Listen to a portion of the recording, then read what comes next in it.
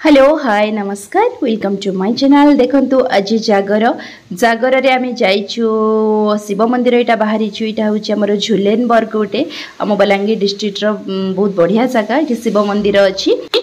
आमे दर्शन पाई बाहरी आसीछु। देखंतु केते भीड़ बहुत सुंदर भाबरे एठी माने जागर हुए।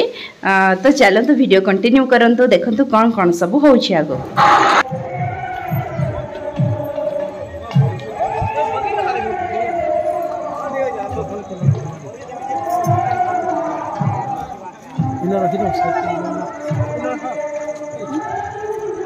हटी कहीं एठी आस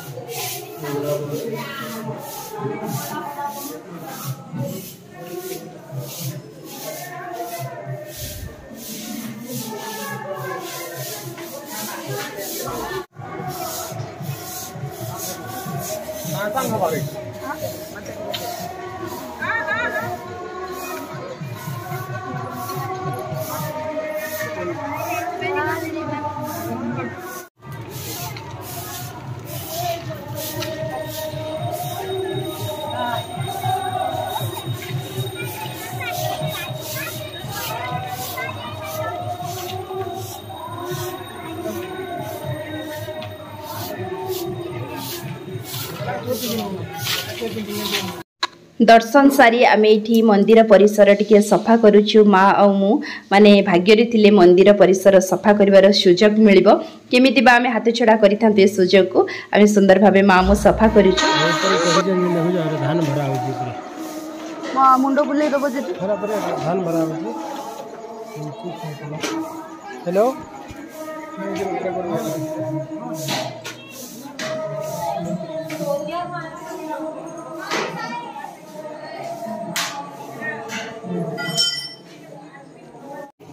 जे हेडा दरकार ना दरकार केते दूर कर दिछो एटा भीतर को पूंजी बा एटा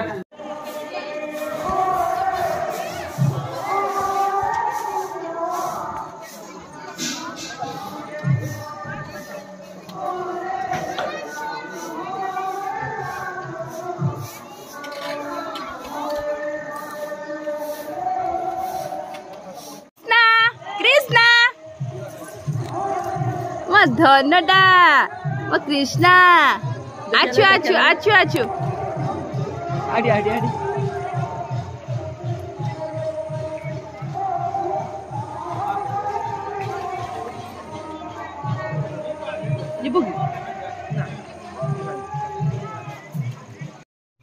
एठी देखंतु कृष्णार बापा और कृष्णा समस्ते जाइथिले ऊपर को से मंदिर प्रतिष्ठा नुआ मंदिर हेले जो प्रतिष्ठा पूर्व रत्न मोदक जो कहती सेठी से धान पैसा चाउल कौन सब पकाती। मु तो जाई नथिली कृष्णार बापा मना कले। देखंतु केते लोक आसुचंदी बहुत हाइट केते कष्ट रे जाई के सेठी ओ धन कोटी के जाइथिले ऊपर उतरी में पैसा पकेला ना मार तबे डरी गेल धन मते टिके नै चल मते डर लागुची मते टिके नै चल आउ जान जिमेनी। देखंतु एटी मंदिर परिसर रे 24 प्रहरी चलीला एते सुंदर लागुथुला देखिबाको माने आपण विश्वास करि परिबेनी। वीडियो को देखंतु लास्ट रे हरिनाम माने मु वीडियो गोटे देइछि अपलोड करिछि आपण माने देखंतु किते सुंदर लागिबो। वीडियो को कंटिन्यू करंतु।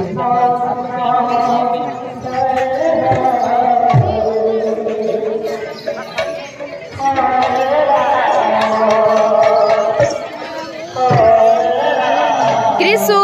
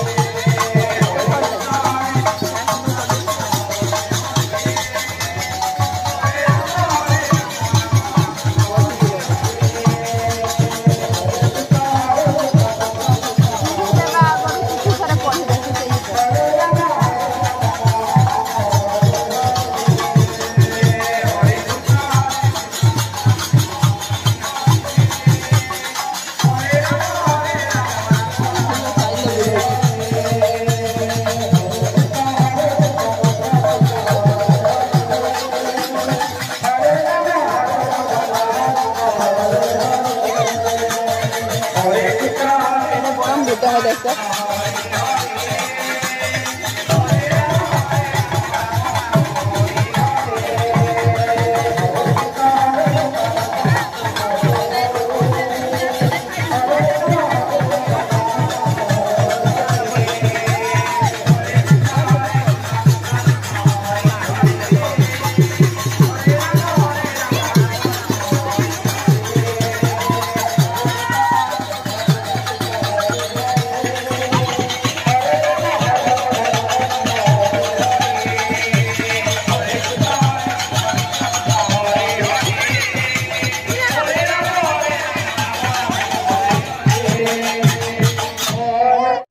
आशा करुँची भिडियोटी निश्चय भल लगी जदि भल लगी प्लीज मो चैनल को लाइक करंतु शेयर करंतु सब्सक्राइब करंतु पाखरे थिबा बेल आइकन को दबाई दियंतु फॉर द नोटिफिकेशन।